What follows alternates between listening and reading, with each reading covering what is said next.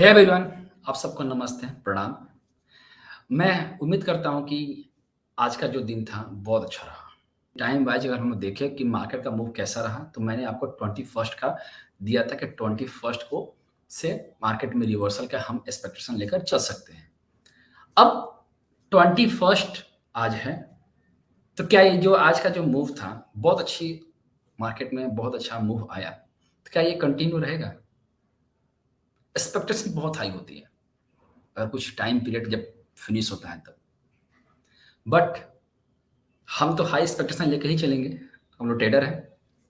हम तो चाहते हैं कि हम जो पोज़ीशन बनाएँ और मार्केट जो है हमारे पोज़ीशन के हिसाब से चले, है ना? हम लोग नहीं चाहते कि मार्केट जो है हम मार्केट के साथ चलें। बहुत कम लोग होते हैं जो मार्केट के साथ चलते हैं। ज़्यादातर माइंडसेट क्या है कि मार्केट के अगेंस्ट मार्केट खुली और मार्केट गैप के साथ ओपन हुआ अगर, तो क्या करना है? बेचना है।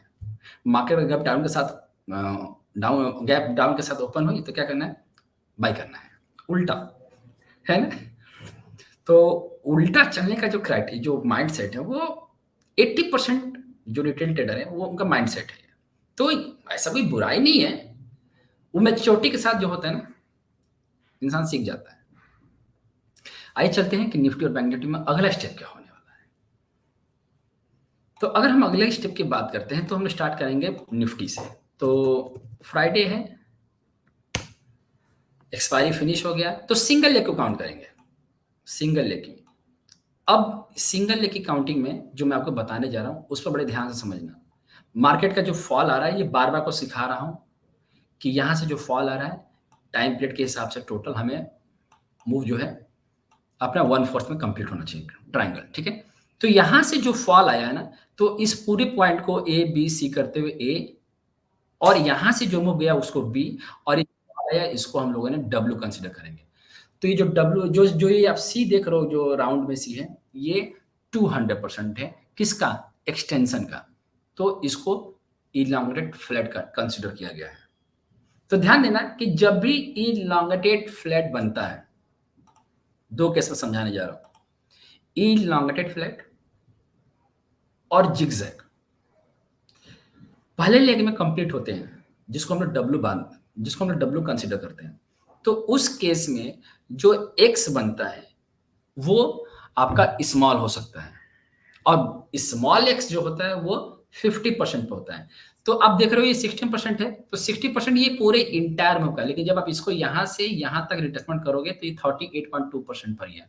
तो ये अब तक का सबसे बड़ा इनवैलिडेशन पॉइंट कंसीडर किया जाएगा।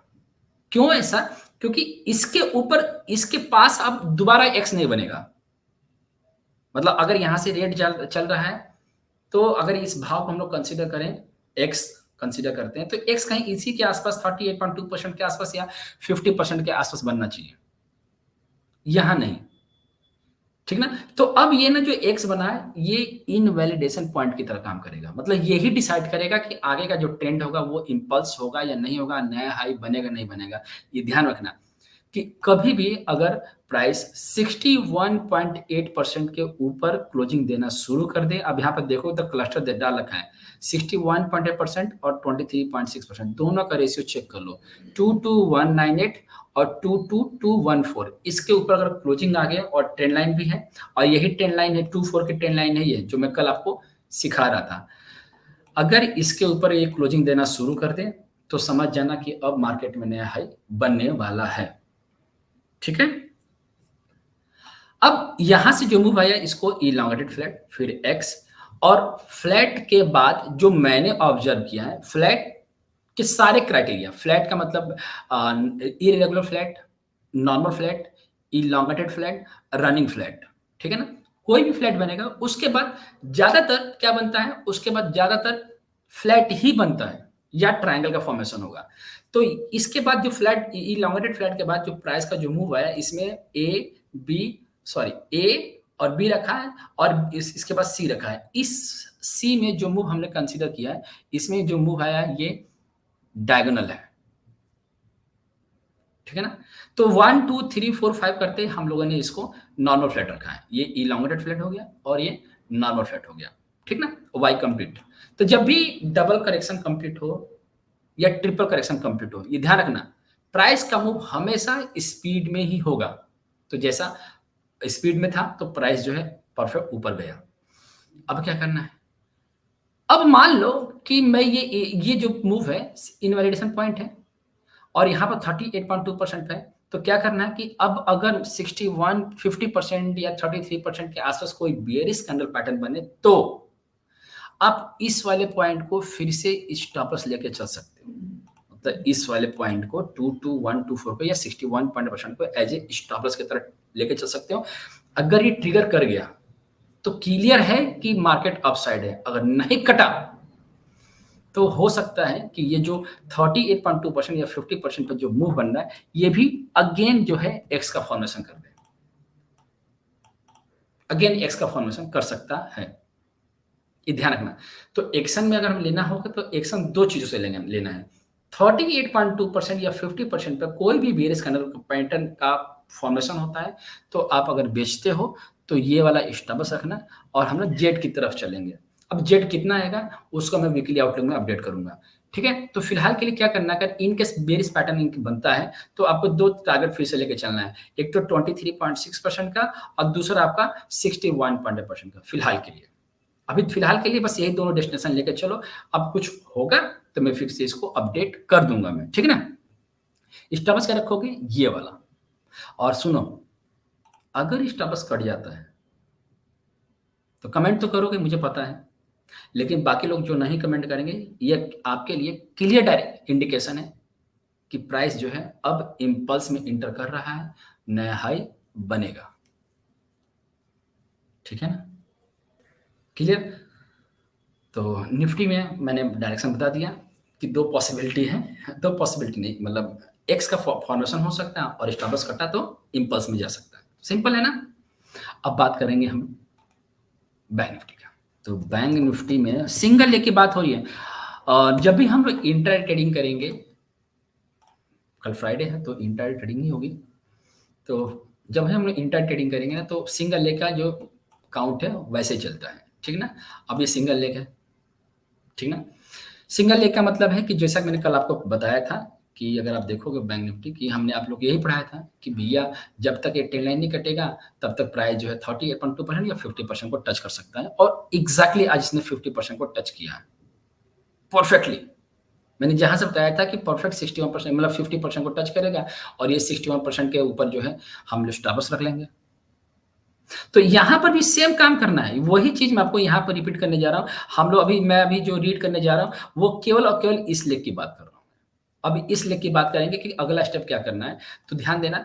अब इस वाले लेग की जब बात करेंगे तो ये पूरा जो फॉल आ रहा है ना, ये फ्लैट करेक्शन में आ रहा है, क्योंकि इस पूरे पार्ट में तीन मूव है, वन ए बी सी मिला के इसको मैंने ए कंसिडर किया है, जो स्पीड में गया है वो बी है। इसके बाद जो मूव आया सी है और ये इलॉन्गेटेड है, इसको भी चेक करोगे तो ये इलॉन्गेटेड केस में आएगा।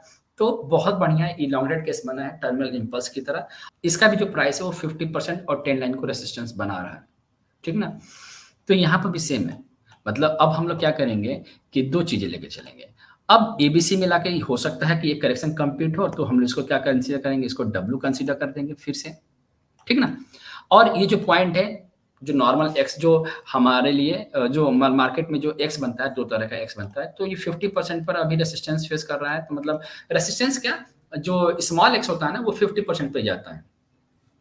तो ध्यान देना कि अब अगर मान लो कि 50% के आसपास का अपॉर्चुनिटी मिलती है तो बेचने का, तो आप बेच सकते हो 38.2% 50% के आसपास बेच सकते हो।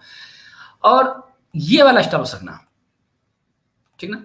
ये भी 61 यहां पर भी 61% और वहां पर भी 61%, ये कटेगा तो बस हो गया। अब यहां से ट्रेंड चेंज हो गया, अब चलो ऊपर। और ऊपर कितना जाएगा, तो सिंपल सा है, कितना क्या करना है कि अगर इसके ऊपर क्लोजिंग देना शुरू करें तो बस यही काम करना कि आप यहां से यहां तक रिट्रेसमेंट पकड़ा देना, जो ऑलरेडी है ना 61%। तो इसको क्या करना है, इसी का डेस्टिनेशन अपना 127% की तरफ रीड कर लेंगे, ठीक है। तो छोटा सा रिस्क है यहाँ पर, 50% के बाद छोटा सा रिस्क है, ये कटेगा बाहर, तुरंत शर्माना नहीं है, कट जाए स्टॉप लॉस बाहर हो जाना है, ठीक है ना। अगर अगर यहां पर एक्स बनेगा अगर इन केस अगर यहाँ पर बेयरिश पैटर्न बन गया और यहाँ पर एक्स का फॉर्मेशन हो गया, तो अभी हम जो है डब्ल्यू एक्स और फिर से इसमें जो है वाई का मूव स्टार्ट हो जाएगा। अब जब वाई का मूव स्टार्ट होगा तो ये वाला क्या करेगा, इस वाले सी को एक्सटेंड करा देगा। जो हम जब तक हम लोग ये कंसीडर कर रहे थे कि सी हमारा यहीं बनेगा, तो सी को क्या कर देगा, वो एक्सटेंड कर देगा। ठीक है ना? तो जिनको बाय करना है, जिनको मतलब जिनको बुलिश ट्रेंड में जाना है, जिनको बेयरिश ट्रेंड में जाना है, समझ रहे हो ना? मतलब अगर हमें बुलिश कंसीडर करना है, तो ये सिंगल लेग टूट रहा है ना, इस सिंगल लेग को 61% ब्रेक करना होगा। और जैसे वो 61% ब्रेक कर दें, बस पकड़ लो। और नहीं ब्रेक करता है, तो फिर वो डबल करेक्शन और ट्रिपल करेक्शन में एंट्री करने की तैयारी। निफ्टी जो है ट्रिपल करेक्शन में एंटर कर जाएगा और बैंक निफ्टी डबल करेक्शन में एंटर कर जाएगा। तो ये पॉसिबिलिटी क्रिएट हो रही है। ठीक है ना? अगर आप कुछ समझ में नहीं आएगा तो मैं आपको बता भी दूंगा। और हाँ, मैं 2 दिन के लिए इनएक्टिव रहूँ, मतलब इन 2 दिन के लिए इनएक्टिव हूँ, क्योंकि मेरी भी ट्रेनिंग स्टार्ट हो रही है, तो मैं बाहर हूँ। अब हम लोग मिलेंगे होली के बाद, ठीक है? हैप्पी होली आप सभी को, अपना ख्याल रखिएगा। प्रणाम आप सबको, नमस्ते, जय हिंद।